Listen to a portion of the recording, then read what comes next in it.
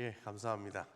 오늘 아침에 뵙고 혹시 2부 예배 때 안 나오신 분은 처음 뵀을 텐데 이렇게 만나 뵙게 돼서 반갑습니다. 예, 예. 아침에 제가 인사 안 한다고 뭐라고 그랬더니 예, 그 훌륭한 교회입니다. 제가 오늘 그 1부 예배 참석하면서 아이들을 보고 너무 감동이 돼가지고 그래서 제가 주보에다가 제가 메모를 해놨습니다. 아이들이 박수 받는 교회다. 제가 이렇게 적어놨습니다. 정말 아이들 격려하고 이러면서 애들이 많이 나오고 이런 모습 보니까 미래가 있는 것 같습니다. 예, 많이 기대가 됩니다. 예, 오늘 제가 그 교회가 이제 앞으로 어떻게 될 것이냐, 이 빠르게 변하는 시대에 어떻게 될 것이냐, 뭐 이런 얘기를 좀 해보려고 합니다. 그래서 제가 PPT 보여드리면서 이 그림이 많습니다. 이해를 쉽게 하기 위해서 그림이 많으니까 보면서 이제 진행을 하도록 하겠습니다. 예, PPT 보여주십시오. 예, 감사합니다. 먼저 이제 한국교회 현실을 먼저 말씀을 드리려고 합니다. 요즘 한국교회가 뭐 어렵다 소리 많이 듣지 않습니까? 저는 어느 언론사에서 2021년, 2022년도에 총회 보고를 정리를 했습니다. 그래서 우리나라의 대표적인 그 큰 교단들, 예장 합동, 예장 통합, 그 다음에 감리회, 예장 고신, 기독교 장로회, 기독교 성결교 이렇게 했는데 거기에 보니까 지난 10년 동안 합동교단 같은 경우는 70만 명이 줄어들었고, 통합 같은 경우는 45만 명이 줄어들었고, 10년 동안 감리교 같은 경우는 35만이 줄어들었고, 고신도 9만 명이 줄어들었고요, 기장도 9만 명이 줄어들었고, 기성은 한 15만 명 정도 줄어들었습니다. 그러니까 퍼센테이지로 치면 한 25% 정도가 줄어드는 것 같고, 예장 통합이 조금 적게 줄어든 수준입니다. 그래서 이걸 쭉 합쳐봤더니 10년 동안 몇 명이 줄었느냐, 이게 총회 보고입니다.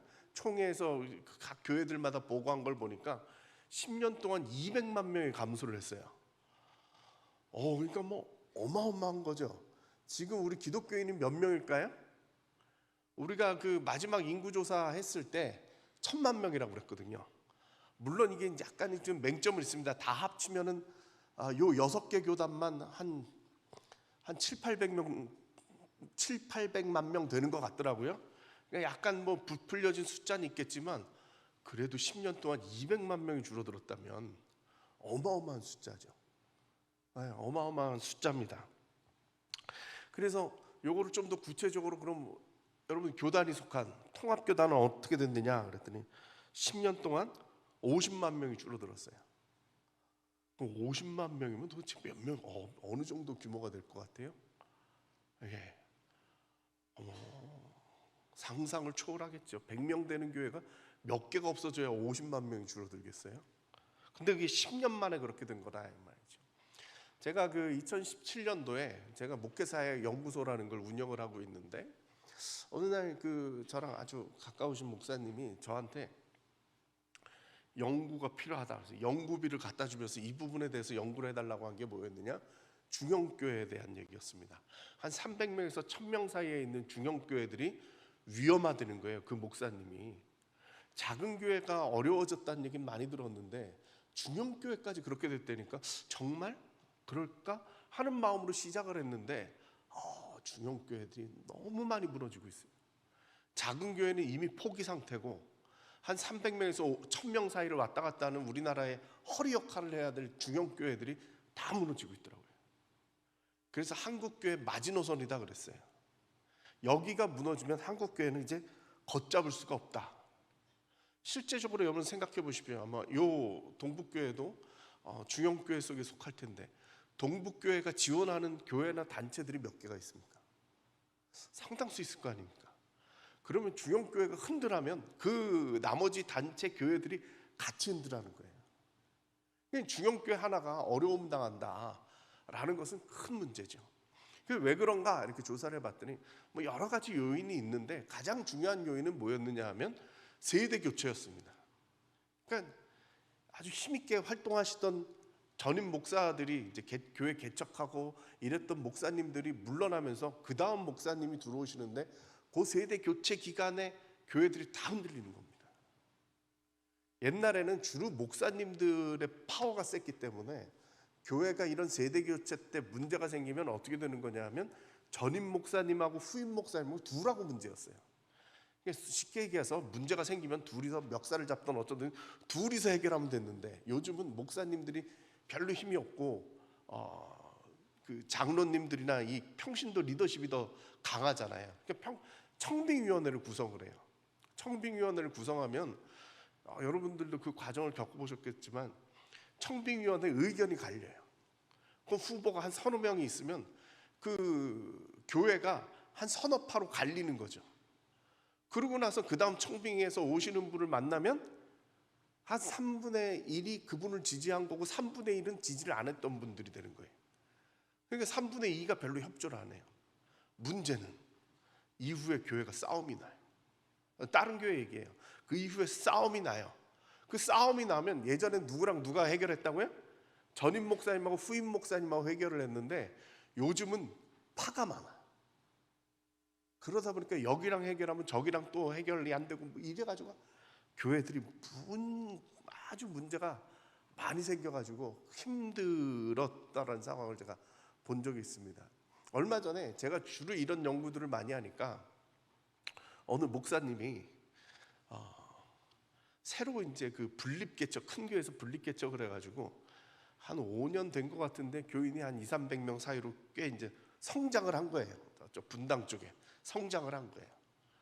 그 목사님이 저를 찾아와가지고 교수님, 교회가 앞으로 더 성장을 하려면 어떻게 해야 됩니까? 그래서 제가 이렇게 대답했어요. 사고만 안 치면 된다. 아니 그랬더니 이 목사님이 저한테 무슨 비법을 얻을 줄 알았는데 갑자기 사고만 안 치면 된다니까 도대체 그건 무슨 소리입니까? 그랬더니 그러더라고요. 당신 주변에서 사고 치는 사람들이 많을 겁니다. 교회들이. 그럼 그 교회에서 무너져서 나온 성도들이 어디를 갈까 이렇게 교회를 쳐다보는데 어느 교회를 가야 되겠어요? 사고 안 치고 조용한 교회를 찾아가는 거예요.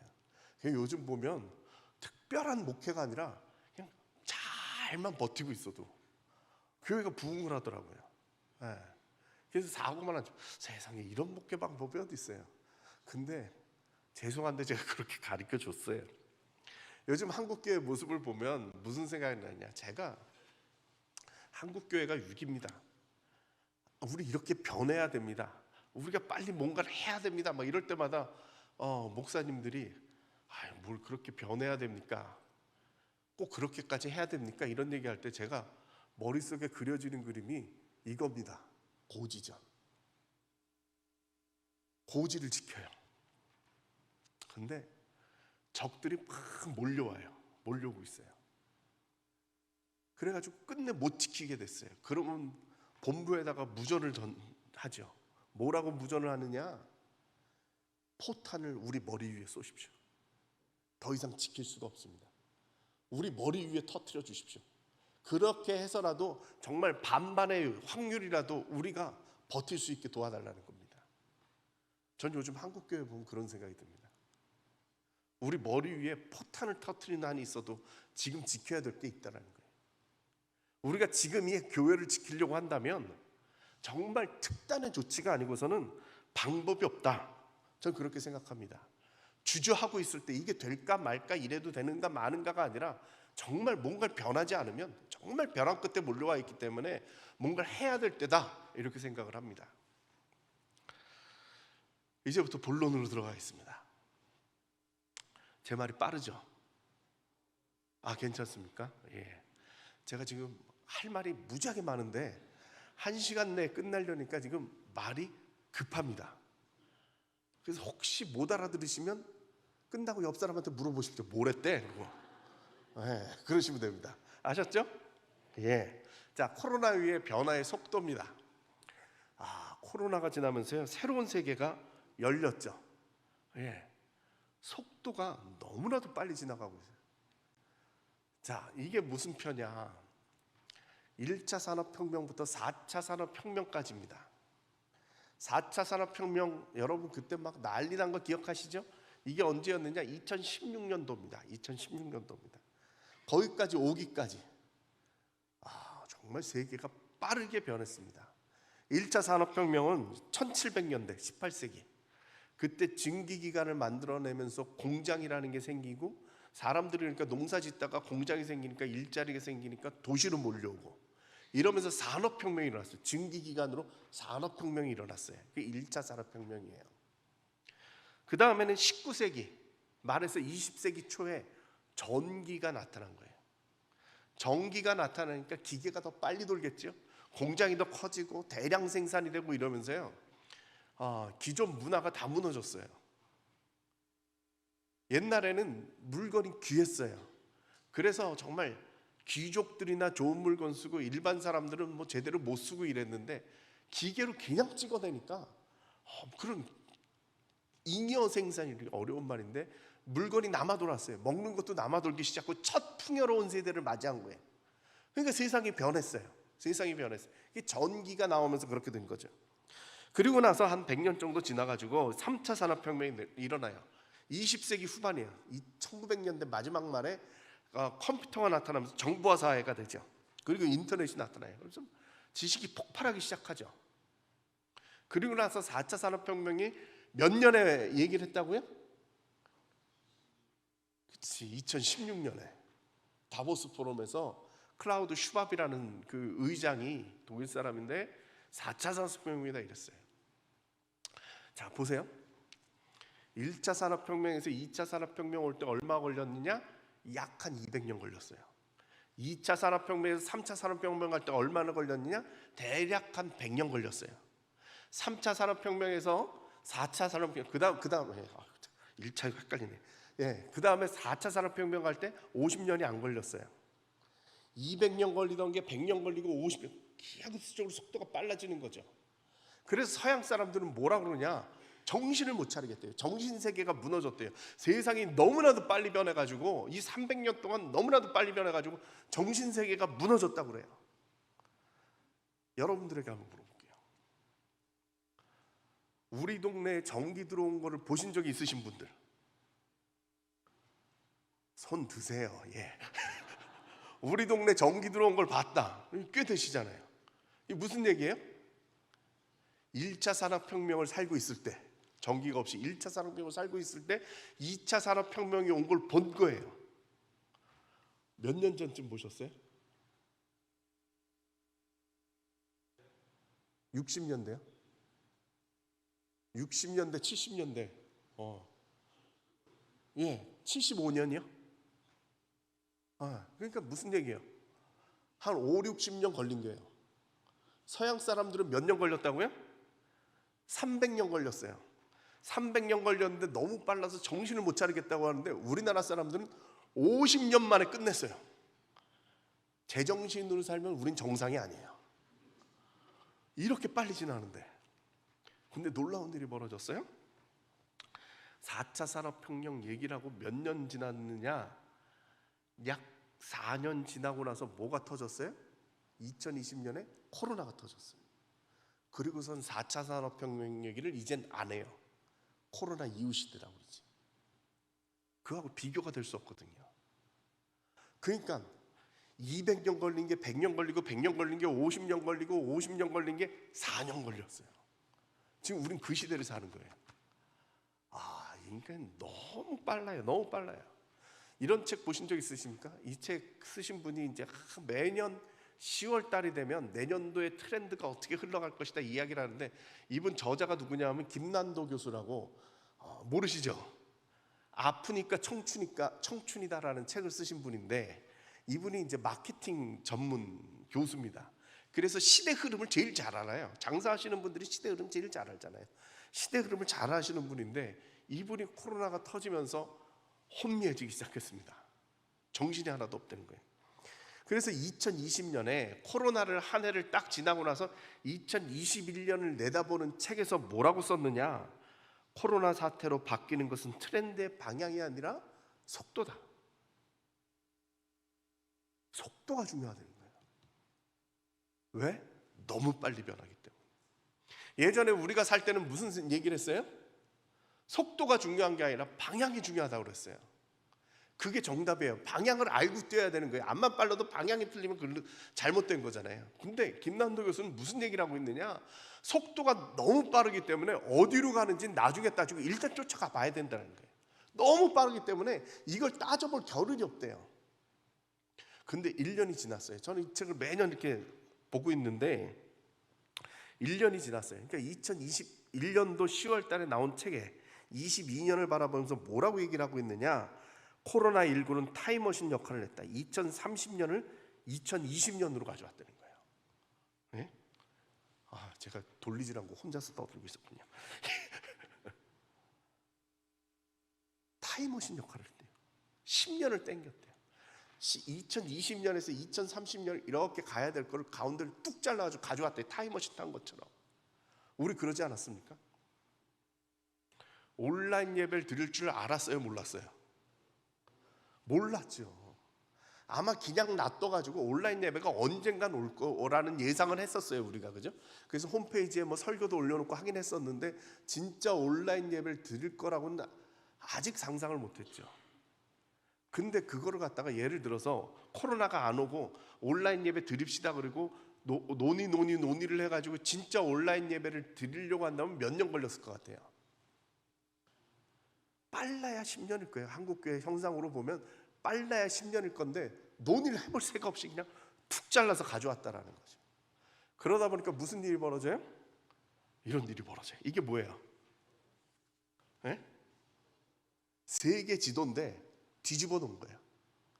우리가 지금 세계관이 뒤집어졌어요. 정상적인 사고가 지금 불가능할 정도로 우리가 세계를 보는 방법이 달라졌다 이 말이죠.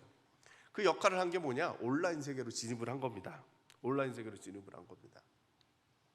여러분 이런 거 다 아시는지 모르겠어요. 저는 이제 목사들을 가르치거든요. 저희 학교는 주로 이제 목사들이 이제 학생들인데 학생들을 가르치면서 무슨 얘기를 하느냐?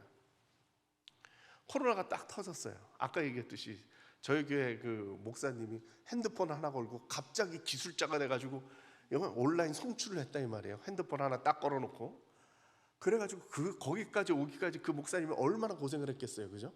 안 되는 걸 그걸 하게 얼마나 고생을 했겠어요. 그래가지고 겨우 이걸 맞춰가지고 이제 유튜브로 드디어 예배가 나가고 이제 좀 됐는가 보다 그랬더니 기술이 또 발전해가지고 소그룹은 줌으로 온라인 회의를 해야 된다는 거예요. 그것도 이걸 또 겨우 배웠더니 또 이제 메타버스로 가야 된대요. 메타버스 겨우 배웠더니 요즘은 또 뭐라 그래요? AI, 챗GPT 또 배워야 된대. 정신이 하나도 없어요. 너무 빠르게 변하는 게 뭘 하나 배워가지고 된다 싶으면 그 다음 게 또 나오는 거예요. 그 목사들이 죽으려고 그래요. 쫓아가는 가랭이가 찢어져요. 근데 쫓아가지 않으면 안 될 것 같으니까 지금 막 너무나도 열심히 노력을 해요. 근데 다른 게 있어요. 온라인 세계는 우리들의 이 세계랑은 삶의 방법이 다르다. 문법과 법칙이 다르다. 거기는 새로운 세계다. 바로 이 말씀을 드리려고 하는 겁니다. 제가 얼마 전에 아주 재밌는 경험을 했습니다. 이게 2024년이죠. 2022년 말인데 2022년 12월 달에 재밌는 연락을 받았습니다. 제가 페이스북으로 메시지가 왔는데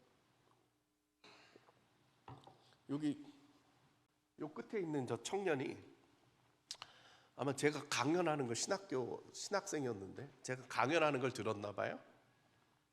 그래서 저한테 페이스북 메시지를 보냈어요. 아는 사람이 아니에요. 메시지를 보냈어요. 그러면서 저한테 자기네가 독서 모임이 있는데 온라인으로 독서 모임을 하는데 자살론을 읽었다는 거예요. 저 책이 사회학 책 중에 아주 어려운 책입니다. 고전책인데 제가 자살 예방 활동을 아주 열심히 하거든요. 사회학이 또 이제 부전공이기도 하고 해서 그래서 이 청년이 자기네가 1년 동안 저 책을 읽고 토론을 했는데 1년 마지막에 12월 달에 교수님 모시고 같이 토론을 했으면 좋겠대요. 질의응답도 하고 토론을 좀 했으면 좋겠대요. 그 제가 재밌어가지고 그래 하자 그랬어요. 제가 그 안동까지는 안 알려졌는지 모르겠지만 제가 꽤 유명해요. 이 안동 동북교회 수준 정도 돼야 저를 모실 수 있어요.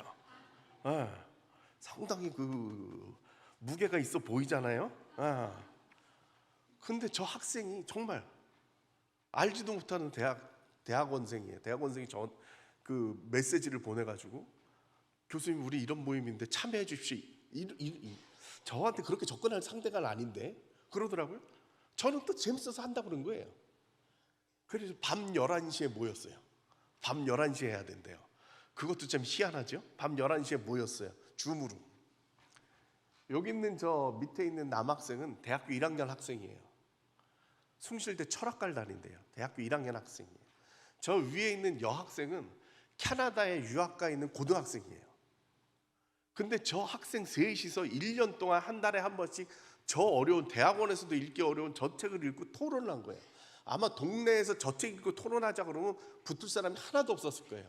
근데 온라인으로 모집을 하니까 저 정도 이해할 수 있는 학생이 그래도 두셋이 모인 거예요.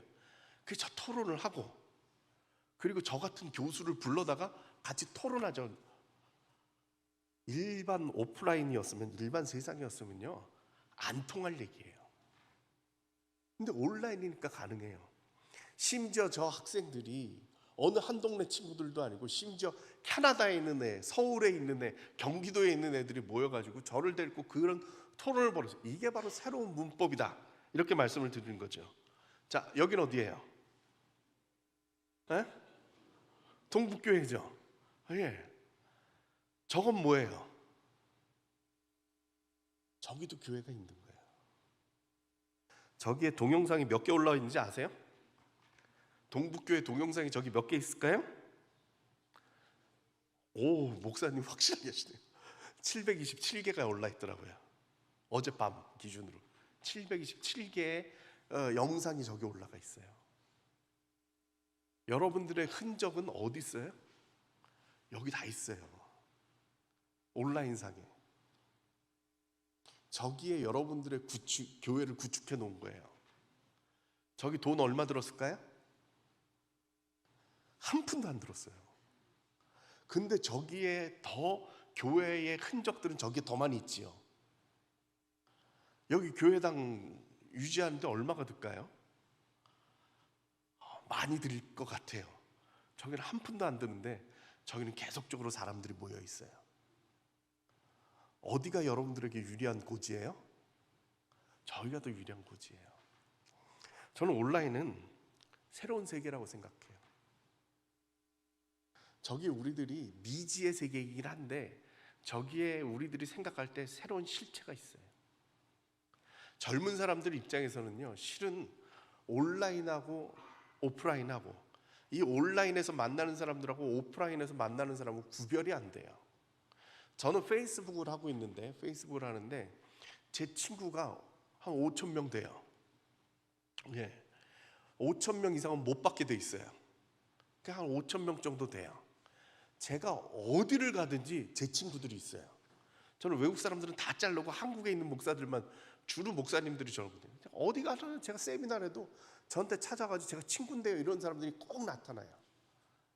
근데 신기한 건 뭐냐, 그 사람들이 내 일거수일투족을 다 알고 있어요. 제가 페이스북에 무슨 행사 있고 내가 어디 갔고 이제 다 쓰거든요. 아마 내일쯤 되면 페이스북에 안동 동북교회는 어떤 교회다 제가 다 써놓을 거예요. 아마 제 친구들 5천 명이 안동 동북교회는 아이들에게 박수 쳐주는 교회구나 이제 다 알 거예요. 그럼 그 내용을 알고 있는 사람하고 쉽게 얘기해서 내 친구인데 1년에 한 번 만날까 말까 한 친구하고 누가 더 내 친구일 것 같아요? 내 내용을 알고 있는 친구예요. 어쩔 때 보면 저는 깜짝깜짝 놀라는데 만났는데 지난주에 안동 갔다 오셨죠? 이런 소리 해요?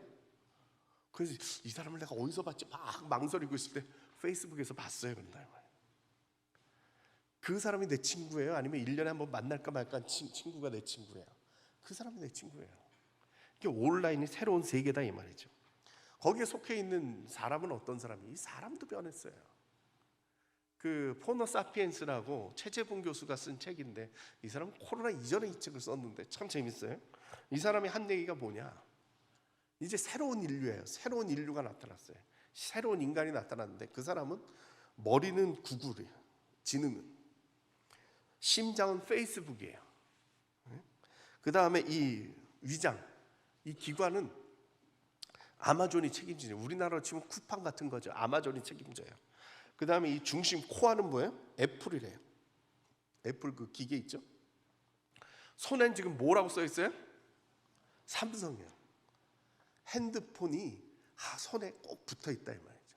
그래서 이분이 뭐라고 얘기를 하느냐? 현대인들은 5장 6부를 가진 게 아니라 5장 7부를 가지고 있대요. 핸드폰이 신체의 일부야. 그 5장 6부가 아니라 5장 7부를 가지고 있대요. 자, 생각을 해보세요. 교회는 어떤 거예요? 공동체라고 그랬죠. 그랬는데 구성 요소가 다 변했어요. 세상도 변했고, 교회가 속해 있는 이 세상도 다 변했고, 온라인 세계로 변했고, 인간은 포노사피엔스, 인간도 다 변했어요. 기술은 더 발전돼요. 그러니까 우리가 고민이 생기는 거죠. 교회가 뭐예요? 교회의 기준과 우리 교인들에 대한 기준을 바꿔요. 교육엔 교육의 지표라는 게 있어요. 어떻게 교육을 시킬 거, 어떤 인간을 만들 것이냐, 교육 지표가 있어요. 자, 국민교육 헌장 하시죠? 시작. 그렇죠? 이거 외운 지 몇 년 됐어요?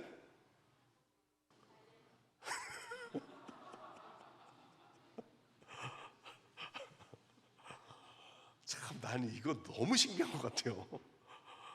수십 년 전에, 내 기준으로 하면 한 40여 년 전에 초등학교 1학년, 2학년 알지 뭔 내용인지 알지도 못하고 저거 외우란다고 딸딸딸딸 외웠잖아요, 우리가. 그랬는데 지금 내 기준으로 40여 년이 지났는데 아직도 국민교육 헌장 그럼 여기 외우듯이 쫙 나온다 이 말이죠. 우리가 이제 그런 교육 지표를 가지고 있는 거예요. 그 초등학교 1학년, 2학년 애가 민족 중에 역사적 사명을 띠고 이 땅에 태어났다면 어떻게 이해를 하겠어요? 근데 그게 우리한테 이게 중심이 되는 거예요. 그래서 그런 인간이 돼야 되겠다. 그리고 선생님들은 그런 인간이 되도록 교육을 시킨 거예요. 근데 우리가 교인들을 교육시킬 때 아니면 교회를 만들어갈 때도 마찬가지예요. 교회는 어때야 되고 교회는 어때야 된다는 기준이 있어요. 그게 학습 목표고 그런 목표가 있어서 목표를 향해서 나가는데 문제는 뭐냐? 이게 지금 흐트러진 거예요. 새롭게 세울 때야. 이게 바로 우리들에게 이제 닥쳐진 문제다 이렇게 볼 수가 있어요. 이런 거에 대한 이야기를 좀 해보겠습니다. 자, 그래서 교회가 무엇인가? 여기에 대한 문제 제기가 있습니다. 오전 예배 때 벌써 한 얘기라 제가 여기서부터 여기는 빨리 지나가겠습니다. 교회가 뭐예요? 그 문제가 나왔었는데 바울의 디아스포라 교회, 바울이 개척한 이방인들의 교회에서는 핵심이 뭐였느냐? 복음이 주는 자유였다. 복음에는 아무것도 없었다. 제가 아침에 그 말씀 드렸죠. 그래서 바울의 교회는 다양한 사람들이 모였다. 유대인이나 헬라인이나 종이나 자유인이나 남자나 여자나 야만이나 수구디아이나 다 모여있다. 그래서 그들에게 있어서 새로운 삶의 규칙을 만들어냈다라는 거 아닙니까? 그래서 예루살렘 공의회가 열렸다고 말씀드렸죠. 2부 예배 때 안 오신 분들이 있어서 제가 요약 정리만 해드린 겁니다. 예루살렘 공의회가 열렸어요. 거기서 바리새파 사람들이 들고 일어났다 이 말이죠. 그 사람들이 뭐라고 얘기를 했어요?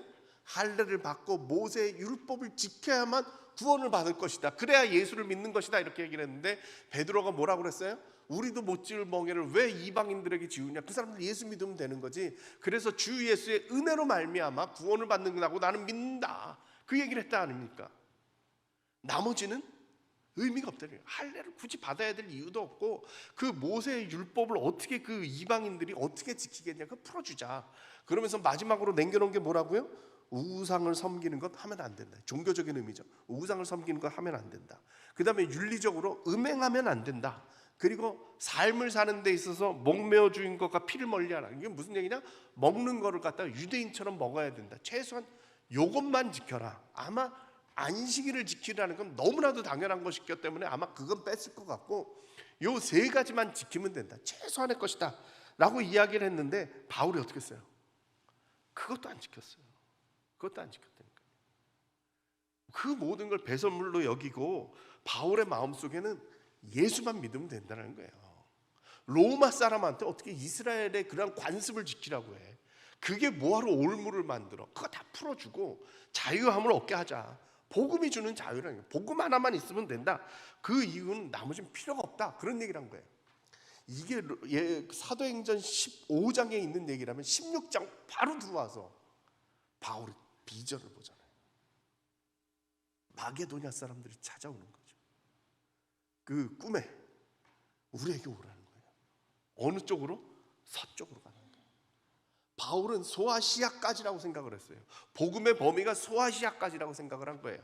그랬는데 서양에 대한 꿈을 주면서 하나님께서 보여주신 거죠. 마게도냐의 비전을 준 거예요.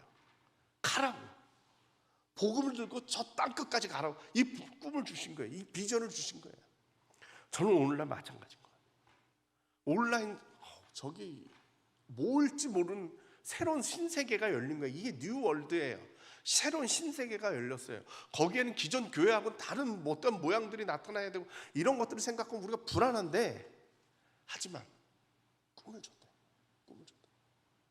시대가 변했어요. 막 흐름이 흘러가는데, 더 말씀을 드릴 거지만 시대적인 흐름 때문에 자꾸 뭐가 새로운 게 생겨요. 주저하지 말라는 거예요. 바울에게 주신 그 비전, 마게도냐의 비전을 우리가 품어야 된다는 거예요. 세상을 바꿔나가신 하나님의 그 섭리들은 보면 다들 이런 도전하는 자들에 의해서 바뀌어 나갔어요.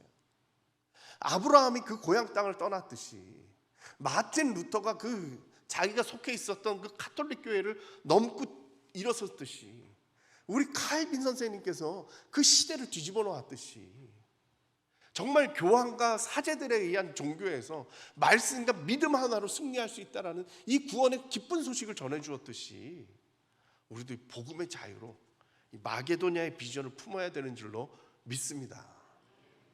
구체적으로 보겠습니다. 하이브리드 처치입니다. 하이브리드 처치. 하이브리드 차 타보셨어요?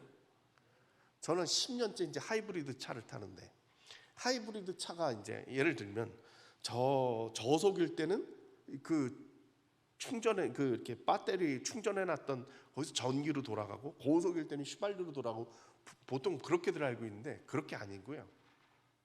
그게 기본적이지만 실은 좋은 하이브리드 차는 이거를 계속 왔다 갔다 합니다. 네.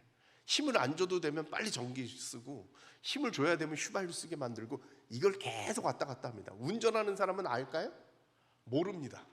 이게 지금 내가 전기로 가고 있는지 휘발유로 가고 있는지 몰라요. 그게 하이브리드예요. 지금 교회가 그렇게 되어졌다라는 거죠. 기존에 우리들이 예배당에 모이는 거나 이런 것들이 많이 약해졌어요. 그럼 우리 마음속에 무슨 생각이 들어요? 저 교인들 시험 들었다라고 생각이 드는데 꼭 그렇지도 않더라는 거예요. 네. 이게 코로나 한참일 때죠. 네. 소강성 목사님, 저분 참 빠르십니다. 교회당이 비니까 교인들을 갖다가 저 화면 뒤로 다 불러 모은 겁니다. 저 줌으로. 네. 그래가지고 다 보는 것처럼 저렇게 만들어 놓은 거죠. 네. 저분 아이디어였을까요? 아니, 텔레비전에 저렇게 나오더라고요. 근데 금방 교회에다 갖다 저걸 적용을 한 거예요. 적용을 한 거예요. 얼마나 대단합니까? 그죠? 저렇게라도 채우는 거죠. 네. 제일 제가 감동받은 사진입니다. 인터넷에 있는 사진. 코로나 때문에 교회를 못 와요. 그랬더니 아기 엄마가 애 데리고 핸드폰 하나 딱 놓고 예배를 드리는 거예요. 너무 훌륭한 것 같아요. 한국교회 교인들이요, 정말 훌륭해요.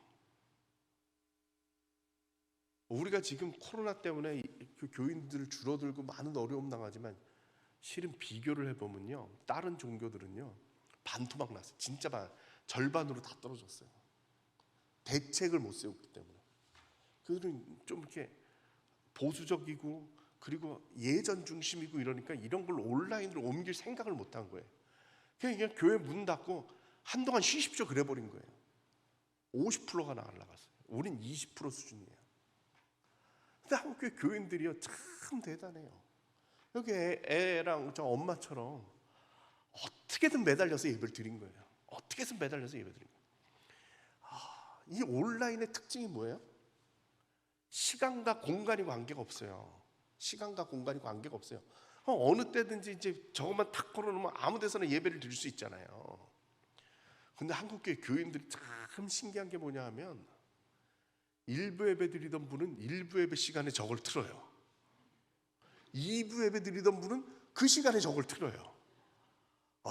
그래가지고 실은 목사님이 하나만 녹화해놓고 그냥 보시면 되는데, 온라인에 띄워놓으면 보시면 되는데, 매번 예배를 드려요. 한국교회 다 그랬어요. 매번 그 예배를 드리는 거예요. 정말 대단하지 않아요? 정말 훌륭해. 나는 한국교회 교인들이 너무 감사해요. 너무 감사해요. 한 번은 제가 지방에 갔다가 어느 목사님 간증을 들었는데, 목사님이 코로나가 한참 진행될 때 한 2년 정도 지났을 때예요. 예배당을 들어가는데 어느 할머니 권사님이 저 헌금함 앞에서 낑낑거리고 있더래요. 그래서 권사님 무슨 일이에요? 그랬더니 이 권사님이 그동안 자식들이 하도 뭐라 그러니까 교회 예배는 못 나오고 온라인으로 꼬박꼬박 예배를 드리신 거예요. 꼬박꼬박 예배를 드리시면서 헌금도 꼬박꼬박 드리셨어요. 안 빼놓고 꼬박꼬박 드리셨어요. 그래서 그거를 2년 동안 모으신 거예요. 교회 가는 날 내가 드려야지. 들고 왔어요. 2년을 모았으니까 이렇게 두꺼워진 거예요. 저 구멍에 안 들어갔대요. 그래서 이걸 어떻게 넣을 수 있나? 이걸 낑낑거리고 있는 그 할머니를 보고서, 그 권사님을 보고서 목사님이 너무 애잔해가지고 이 권사님이 이 예배당 교회에 오려고 얼마나 간절했을까 싶은 마음이 들어가지고 같이 붙잡고 울었다는 거예요. 교인들은 정말 너무 훌륭해요. 너무 훌륭해요. 위대하다고 저는 생각돼요. 이거는 어느 교회 이제 그 주일 예배, 제가 아까 말씀드렸던 제가 협동 목사로 있었던 교회인데 코로나가 한참 지나고 나서 이 교회 그 설교를 해달라고 그래서 주일 예배 때까지 설교를 하다가 주보를 봤더니 제가 깜짝 놀랐어요. 1, 2, 3, 4, 5부 예배를 드리는데 교인 카운트를 여긴 다 해요. 다 숫자를 세는데 영상 예배도 다 넣더라고. 영상 예배 숫자를 실시간 본 사람들 다 넣은 거예요. 제가 그걸 보면서 뭘 느꼈느냐? 아, 이 교회는 영상으로만 보는 사람들도 교인으로 치는구나. 여러분들은 어떻게 생각하십니까? 교회 출석 안 하고 영상으로 보는 사람은 우리 교회 교인일까요? 아닐까요? 애매하죠. 애매하죠. 근데 이 교회는 친 거예요. 아, 그들도 우리 교인이다. 이렇게 친 거죠. 또 이제 어느 정도 지나가지고 여기는 다른 교회, 여기도 꽤 큰 교회죠. 큰 교회인데 이 교회는 너무 재밌지 않습니까? 현장 예배 몇 명 써놓고 가로치고서는 실시간으로 같이 예배 드린 사람들 숫자예요. 그리고 그 옆에는 또 뭐라고 써있느냐? 누적조예요. 일주일 내내 누적해가지고 본 숫자까지 적어놨어요. 도대체 이 교회는 교인을 어디까지 치는 거예요? 누적교인도 치는 거예요? 누적조에도 치는 거예요? 아, 그러니까 교회가 조금 달라졌다라는 생각이 듭니다. 아마 우리들도 그런 생각을 해볼 만한 것 같습니다. 온라인으로 예배드리고 있는 이 인원들을 어떻게 생각을 할 건가, 이 생각을 좀 해보셔야 될 것 같습니다. 저는 뭐 감히 말씀을 드리면 동북교회는 온라인 좀 더 치중하셔야 됩니다. 출석교인 수하고 거기 가입 숫자하고 비슷한데 한번 좀 생각해 보십시오. 자, 또 달라진 겁니다. 교인들이 개인주의화 됐습니다. 완전히 개인주의입니다. 그래서 아까 말씀드렸던 그 김난도 교수의 그 책에 보면 나노사회래요. 나노라는 건 뭐냐 하면 뭐 몇 억분의 1이란 뜻이래요. 정확한 숫자를 제가 문과라 숫자는 안 외워져요. 몇 억분의 1이래요. 그러니까 1mm도 몇 억분의 1이에요. 그러니까 도대체 가늠이 안 되는데 이 사회는 흩어지고 개인주의가 너무 돼가지고 이제는 나노사회라는 거예요. 그러면서 이제 하는 얘기가 뭐냐? 개인주의화 됐어요. 자기중심적인 생각들을 많이 가지게 됐다라는 거죠. 그러면서 나타나는 게 뭐냐? 슬기로운 소비자들이 나타났다는 게 경영학 쪽에서. 왜 슬기로운 소비자들이냐? 스마트 컨슈머라고 그러는데 요즘 온라인으로 뭐 이것저것 다 구매할 수 있죠? 그죠? 그러면 물건 사는 게 쉬워졌어요? 어려워졌어요? 그러니까 내가 예상한 대답을 딱 하시는 거예요. 쉬워졌죠? 절대 쉬워지지 않았어요. 잘 생각을 해보세요. 절대 쉬워지지 않았어요. 왜? 고려해야 될 게 너무 많아요. 여기 지금 떠 있는 것들이 브랜드들이 주로 제가 온라인에서 뭐 사는 거예요. 집사람이 물건 살 땐 다 저한테 사오라고 그래요. 온라인으로 사는 건. 자, 첫 번째, 여러분들이 물건을 사려면 시작이 어디부터 시작해요? 어느 카드를 쓸 것인가? 혜택이 좋은 카드를 골라야 되잖아요. 그죠? 카드를 어느 걸 살 것이냐? 카드 골라야 돼요. 그 다음에 이제 제가 먹는데 제가 무슨 광고하는 거 아니에요. 또 나중에 또 그 밑에 뭐냐면 아이허브라고 미국 회사예요. 저 회사가 비타민 종류는 제일 싸요. 그래서 저는 비타민 저기서는 다 사요. 뭐 건강식품, 뭐 오메가3니 뭐 이런 것 저기서 다 사요. 미국에서 사요. 그 밑에는 뭐냐면 태굿이라고 독일 사이트예요. 저는 독일에서 오래 살다 왔거든요. 그래서 커피는 독일에서 사다 먹어요. 저기가 내 입맛에도 제일 맞고 커피가 한국에 비해서 반값밖에 안 해요. 훨씬 싸요. 저기서 사다 먹어요. 독일에서 들어와요. 저 위에 알리익스프레스라는 건 뭐냐면 저 중국 요즘 많이 얘기하는 거 있잖아요. 거의 제가 무슨 전자제품 같은 거, 요즘은 자꾸 온라인 수업을 하니까 마이크도 사고 컴퓨터 부품도 사야 되고 뭐 이런 것들을 많이 사야 되거든요. 알리익스프레스. 그 다음에 일반적으로 이제 빨리 사야 될 건 쿠팡에서 사죠. 우리 집 앞에 택배가 거진 매일 와요. 네, 매일. 근데 생각을 해보세요. 자, 온라인으로 사게 돼서 사는 게 쉬워졌어요? 어려워졌어요? 어렵잖아. 전 세계를 뒤져야 돼요. 커피는 어디가 제일 싸고, 비타민은 어디서 제일 싸고, 그 전자제품은 어디가 제일 싸고, 전 세계를 뒤져야 되는 거야. 여러분 생각해 보세요. 내가 기껏 찾아가지고 하나 샀는데 내 옆에 있는 애가 더 싸고 좋은 걸 샀어요. 기분이 어때요? 대답을 해야죠. 자, 기분이 어때요? 기분 안 좋잖아. 더 열심히 찾죠. 더 열심히 찾아요. 그러니까 쉽지가 않아요. 근데 요즘 젊은 사람들은 어느 정도냐? 이 물건을 사가지고 중고로 당근마켓에서 사면 팔면 얼마를 받을 수 있을까까지 생각을 해야 된다는 거예요. 물건 사는 게 쉬워요, 어려워요? 어려워요. 그래서 이 요즘 소비자들은 똑똑해졌다는 거예요. 근데 제가 생각할 땐 우리 교인들도 똑똑해졌어요. 왜냐하면 교회에서 우리 교인들은 항상 여태까지 신앙생활을 어떻게 했냐면 교회에서 공급해 주는 일 했거든요. 교회에서 하라는 거 다 쫓아가는 것도 가랭이가 찢어지는데 뭐 성경 공부해라, 뭐 수요 예배 나와야죠, 금요일 나와야죠, 새벽에 나와야죠, 주일 아침부터 저녁 때까지 예배 참석하고 성경 공부하고 뭐 할 게 많잖아요. 근데 갑자기 코로나가 터지니까 어떻게 됐어요? 다 없어졌어요. 예배만 딱 남았어요. 그래서 다들 걱정했어요. 이제 저 교인들 어떡하나, 저 사람들 다 연 끊어져가지고 어떻게 신앙생활을 유지하는가, 막 이런 생각을 했어요. 근데 봤더니 교인들이 알아서 살 길을 찾더라고요. 교인들이 알아서 살 길을 찾더래요. 봤더니 이거예요. 이건 이제 대학생들을 대상으로 이제 조사를 하는데, 저는 이제 설문조사, 교계 설문조사들을 다 껴서 하는데, 학원 복음화 협의회라고 대학생들 설문조사를 5년에 한 번씩 하는데 제가 매번 참여를 하는 거죠. 그랬더니 재밌는 일이 벌어졌어요. 2017년도하고 2020년도하고 비교를 했더니 2022년도 코로나 중간에 대학생들이 신앙생활을 더 열심히 했더라. 수련회도 더 열심히 참석하고 소그룹도 더 열심히 하고, 예전에 유튜브는 전혀 없었는데 유튜브 보는 사람들도 한 36% 되고, 기도회 참석도 열심히 하고, 성경 통독 열심히 하고, 열심히 하더라고요. 대학생들은 신앙생활 코로나 닥쳐가지고 안 하는 줄 알았어요. 그랬는데 더 열심히 하더라는 거예요. 자, 그 다음은 개신교인들의 신앙생활이에요. 이거는 한목협이라고 한국 기독교 목회자 협의회에서 조사를 한 건데 작년에 나온 조사예요. 이것도 제가 정기적으로 참여를 해가지고 하고 있는데 5년마다 2018년도 거예요. 앞에 건.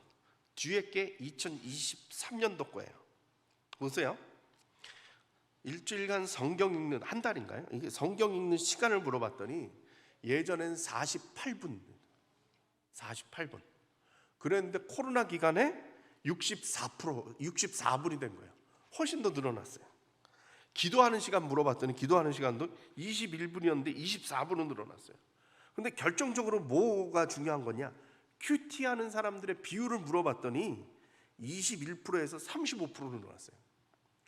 설교가 뭐 필요, 혼자 말씀 묵상하는 훈련이 필요한 거잖아요. 훈련을 한 사람들이 21%에서 35%로 확 늘어났어요. 특히 교회를 출석하고 있는 교인들 입장을 보니까 여기서는 성경 읽는 시간이 훨씬 더 늘어났어요. 기도하는 시간도 늘어났고, 큐티하는 사람들이 교회를 출석하고 있는 사람들을 기준이에요. 24%에서 42%로 늘어났어요. 거진 2배가 늘어난 거예요. 이게 버려진 사람들인 줄 알았는데, 저 사람들 신앙생활 영 끊겨가지고 제대로 할까 싶었는데 교회에서 안 해주니까 자기네들이 알아서 하더라 이 말이에요. 자, 그 다음은 서리집사 청년을 볼 거예요. 제가 이 사람들은 뭐라고 이름을 붙였느냐? 신앙 취약계층이에요. 그죠?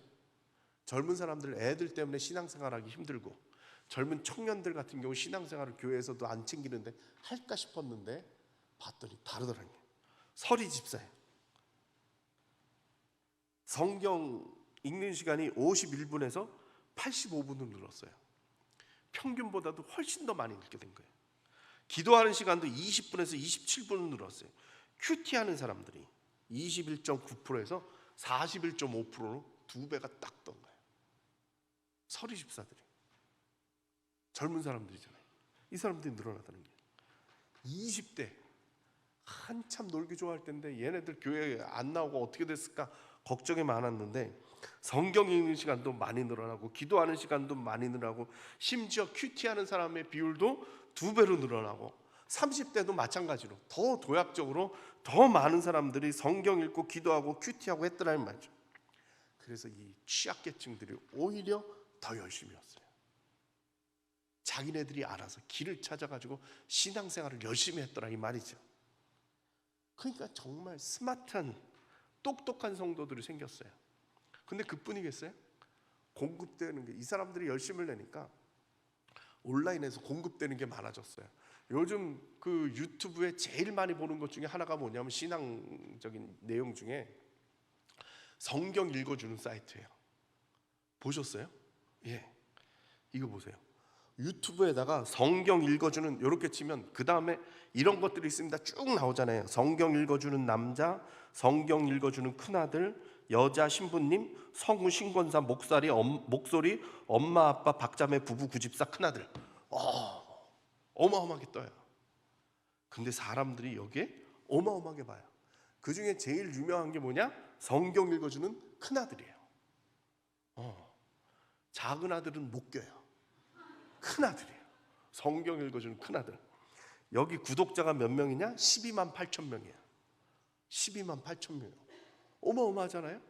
그 중에 제일 유명한 게 뭐냐면 시편 읽어주는 거예요. 시편 1편부터 150편까지 그냥 읽어주는 거예요. 설명도 없어요. 설교도 없고 그냥 읽어주는데 이걸 몇 번 봤느냐? 600만 번이 넘게 읽었어요. 600만 번. 한국교회 교인이 몇 명일까요? 한 600만 명 될 거라고 봐요. 뭐 이렇게 교회 안 나오고 있는 가나안 성도 빼고 이단 빼고 그러면 대충 우리가 지금 한 600만 명 정도 될 거라고 그러는데, 이 시편 읽어주는 것만 600만 번이 돌아갔다는 게 무슨 얘기예요? 우리가 알지 못하게 열심히 신앙생활 하시는 분들이 있다 이 말이에요. 자기가 알아서. 그래서 요번에 그 목회 트렌드라는 책에서 나온 그 주제어 중에 하나입니다.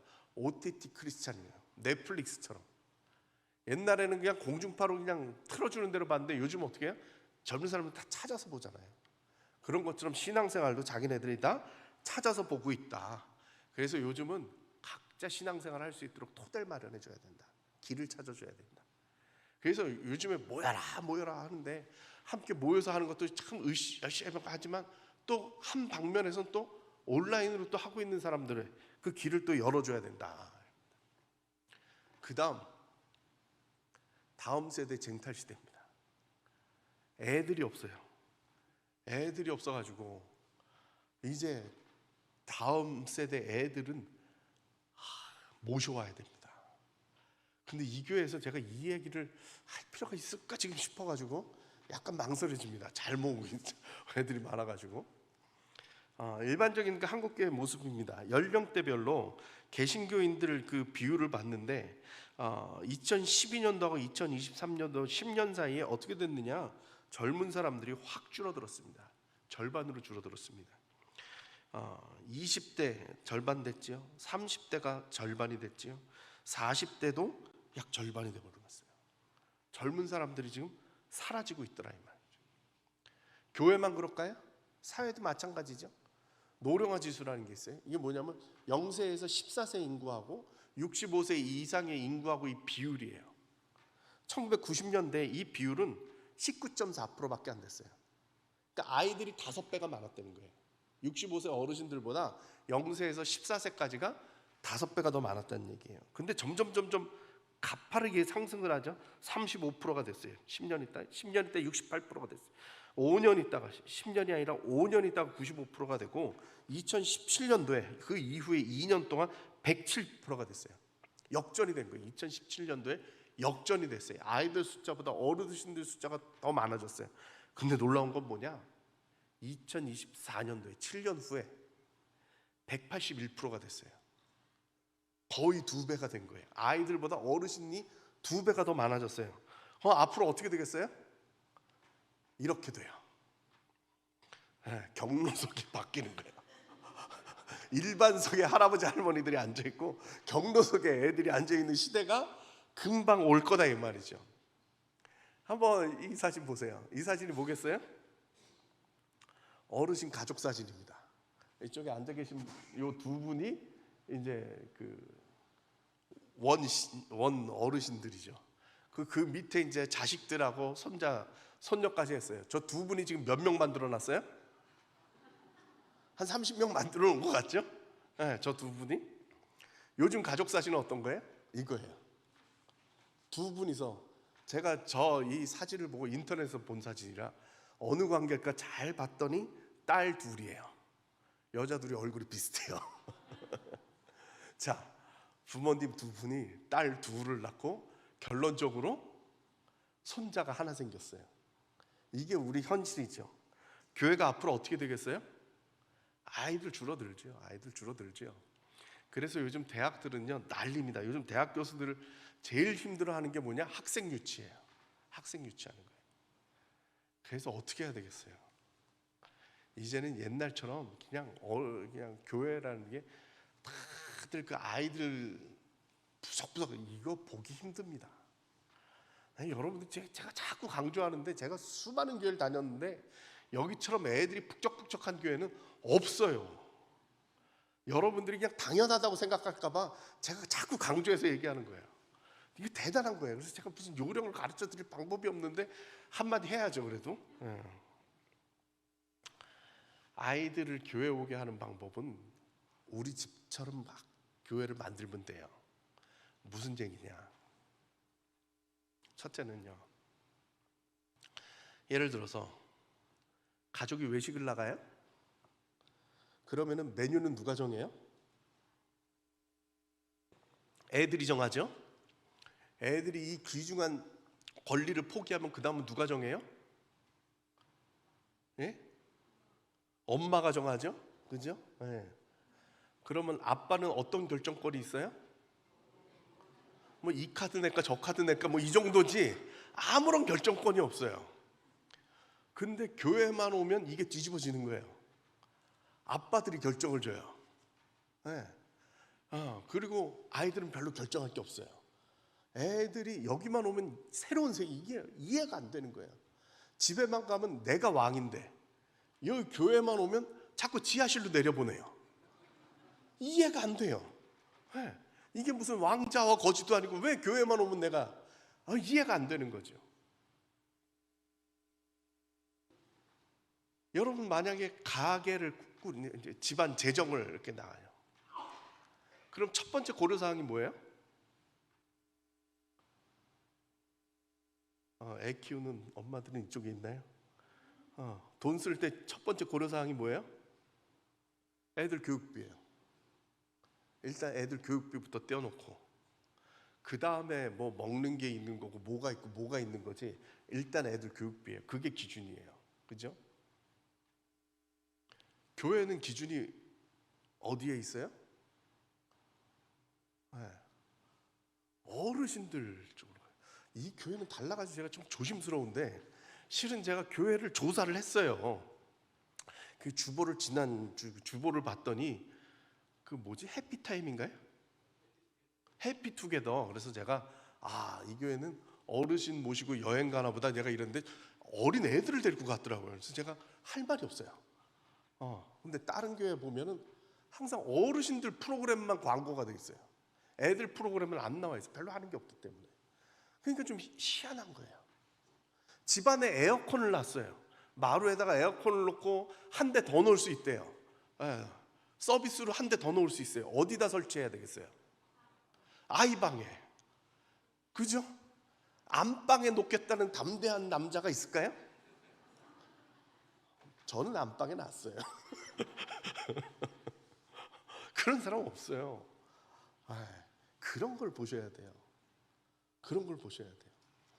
명절에 아이들이 오면 저희 장인어른이 참 지혜로워요. 애들이 무조건 명절이고 뭐고 애들이 집에만 오면 무조건 10,000원씩 줘요. 무조건 10,000원씩 줘요. 애들이 할아버지 보러 가고 싶겠어요? 안 가고 싶겠어요? 애들이 틈만 나면 할아버지 집 가자고. 거기 가면 10,000원 주죠. 컴퓨터도 최신형으로 딱 갖다 놓고 엄마가 못 건들고 오락할 수 있고 할아버지 집 좋은 거예요. 가자고 그래요. 그렇게 꼬셔야 돼요. 그럼 10,000원은 어떻게 해요? 애가 3시 오면 30,000원씩 나가는데 이거 아까워서 어떻게 해요? 그건 아들놈이 챙겨줘요. 걱정하실 필요가 없어요. 지혜로우면 돼요. 지혜로우면 되죠. 또 하나 제가 당부드리고 싶은 건 뭐냐 하면 명절 때 애들 앞에서 할 수 없는 얘기는 교회에서 하지 마세요. 이게 상당히 중요합니다. 명절 때 애들이 다 왔는데 거기서 정치 얘기 꺼내면 어떻게 돼요? 싸움 나죠. 싸움 나죠. 그 다음엔 어떻게 돼요? 애들이 안 와요. 그 아들, 딸 안 오는 건 괜찮은데 문제는 손주들이 안 와요. 그래서 요즘은 어르신들이 다들 지혜로워지셔가지고 정치 얘기 절대 안 하시더라고요. 저도 많이 고생했어요. 저희 장인어른이 군인 출신이라 아주 그냥 강하게 얘기하시는 분이라 항상 그랬는데 요즘 지혜롭게 얘기를 안 하시더라고요. 근데 집에서는 막 자녀들이 뭐라고 대놓고 하니까 말을 이제 못 참고 있다가 어디 와서 푸냐? 교회에 와서 푸시는 분들이 많아요. 교회에서 어르신 공경하잖아요. 근데 그게 공경이 아니라 조용히 사라지더라고요. 지금 다른 교회들마다 지금 핵심적인 우리들 논의가 뭐냐면 신학계에서 논의하는 게 뭐냐면 3, 4, 50대가 교회에서 사라지는 거예요. 그냥 시험이 들면 뭐 교회가 분란이 났던 아니면 이런 얘기 듣건 뭐 하면 조용히 사라져요. 옳습니다. 그렇습니다. 아무 얘기 안 해요. 그냥 조용히 사라져요. 교회라는 데가 참 신기한 거예요. 생각을 해보세요. 사회에서 지금 한참 활동할 수 있는 나이가 몇 살이냐면 40대예요. 그죠? 40대면 부장, 이사 이렇게 되게 할 때고 50쯤 되면 이제 언제 물러나야 되는 거 눈치 봐야 될 때예요. 교회는 몇 살부터 마이크를 잡을 수 있을까요? 50대도 애죠. 요즘은 다른 데들은 다들 60대는 돼야 장로 후보 오르고 이러거든요. 그러니까 이게 세대가 안 맞아요. 그래서 항상 이걸 생각하셔야 돼요. 어떻게 하면 아이들을 유치할 수 있을까? 어떻게 하면 아이들한테 맞출 수 있을까? 애들이 어떻게 하면 우리 교회에 올 수 있을까? 이게 장래의 결론이 날 겁니다. 이 부분은 정말 한번 여러분들이 생각해 보실 겁니다. 또 하나 이제 교회가 개인주의화되고 젊은 사람들이 없어지고 하니까 무슨 일이 생기느냐? 교회 일꾼이 없어요. 한국교회 성장은 어떻게 됐느냐? 이 일꾼들 때문에 했어요. 막 부엌에서 으쌰으쌰하고 막 그다음에 뭐 주차 봉사하고 성가대하고 교사하고 봉사하는 걸로 막 으쌰으쌰 해가지고 힘내가지고 한국교회가 부흥을 했어요. 그런데 요즘은 다 사라졌어요. 다 사라졌어요. 그래서 오늘 여기 와가지고 밥 먹어가지고 지금 기뻐요. 제가 좋아하는 카레라이스를 오늘 주셔가지고 아주 좋아요.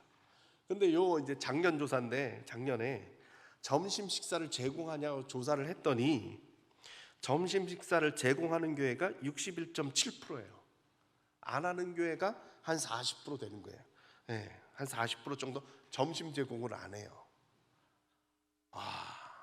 제가 이 한국교회 바로메터 기준은 이거예요. 제가 코로나 기간 동안 돌아다니면서 맨날 교회만 가면 물어봐요. 점심 식사 여긴 합니까? 한다 안 한다 얘기를 듣는데 별의별 얘기 많아요.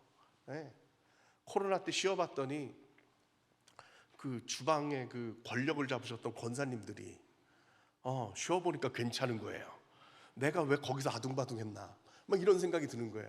그랬는데 이제 당회에서 이제 남자들끼리 모여가지고 자 이제 모이기 시작했으니까 밥 먹읍시다. 권사님들이 뭐라고 그래요? 총 맞았냐 내가 그걸 또 시작하게? 뭐 이런 거예요. 그 교회마다 묘책들이 나오는데 희한해요. 어느 교회 갔더니 그 교회는 무조건 국수만 먹기로 했대요. 국수에 김치예요. 근데 조건을 내걸었대. 그게 조건인데 조건을 하나 더 넣어 걸었대. 그게 뭐냐면 이제 김장은 안 담근다. 김치는 사다 먹는다. 그 조건으로 점심을 시작했던 교회가 있어요. 어떤 교회는 교회 안 한다고 그러니까 잘 됐다. 교인들한테 식사 쿠폰을 나눠줘요. 그러면은 이 주변에 있는 식당들하고 계약을 맺어가지고 가족 단위 식사를 할 수 있도록 싼 가격에 먹을 수 있도록 쿠폰을 나눠주는 교회도 있었어요. 제가 들었던 교회 중에 제일 참 놀랍고 재밌었던 교회는 뭐냐면 당회에서 결정을 했어요. 이제 식사 재개다. 그랬더니 권사님들이 미쳤냐 내가 그걸 또 하게 이러고 나왔어요.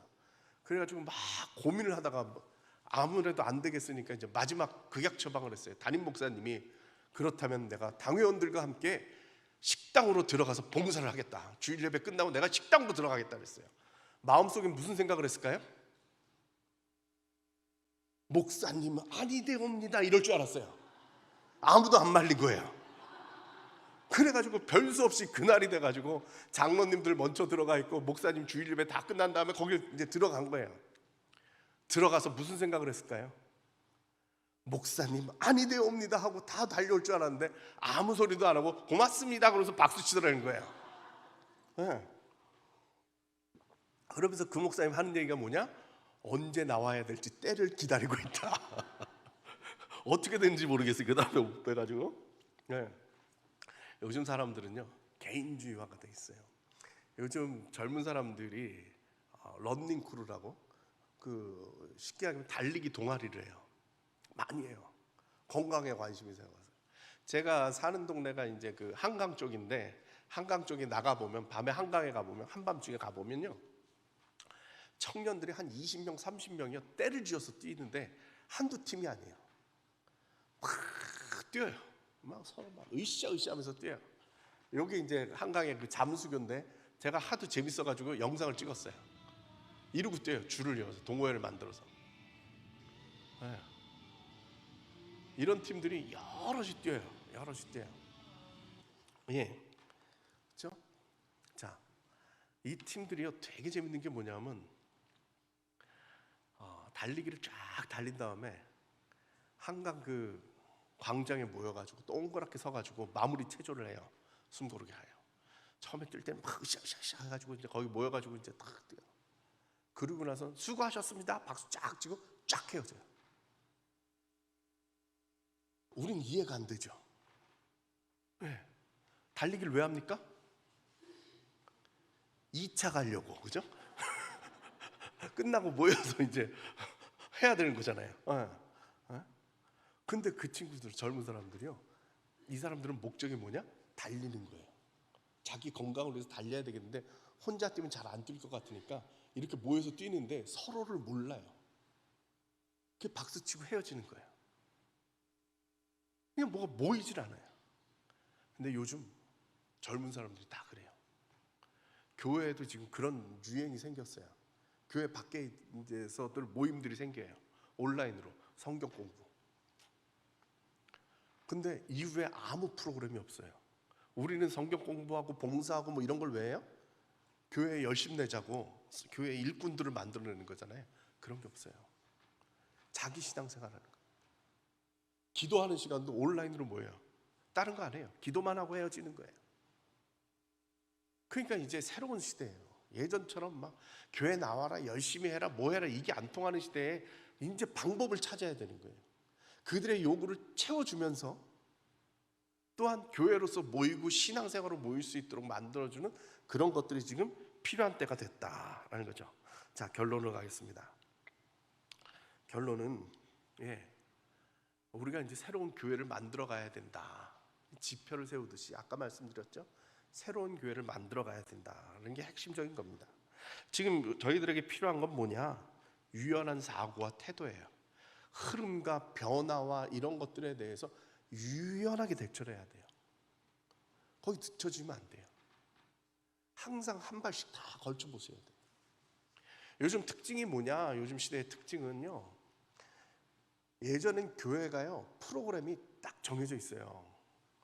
온 교회가 거기에 매진을 하는 거죠.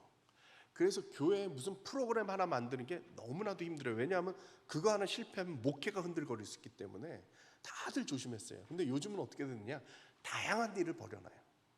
어디서 어떻게 흘러갈지를 모르니까 그 프로그램들을 다양하게 만들어 놓고요. 10개의 프로그램, 예전에 하나 프로그램 했다면 10개의 프로그램을 만들어 놓군요. 되는 대로 밀어주는 거예요. 10개 중에 하나가 되면 하나를 밀어주는 거예요. 그래도 그게 실패가 아니라 성공이라는 거죠. 유연하게 찾아가, 유연한 태도가 필요하다는 거죠. 근데 우리가 한번 생각을 해보세요. 이런 거를 쫓아갈 때 어떻게 쫓아갈 거냐? 좀 전에 말씀드린 대로 다양하게 해가지고 정말 큰 타격이 없는 그런 모습으로 가야 된다. 제가 그 말씀 드립니다. 자, 한강에 가보면 이런 게 있습니다. 이게 뭐예요? 매점이에요. 옛날로 치면 매점이죠. 지금 이제 편의점이 들어와 있습니다. 근데 저 사진을 보시면 저 편의점에 기둥이 4개가 있어요. 저건 뭘까요? 예. 옛날하고 달라진 모습이 저건데 홍수가 나잖아요.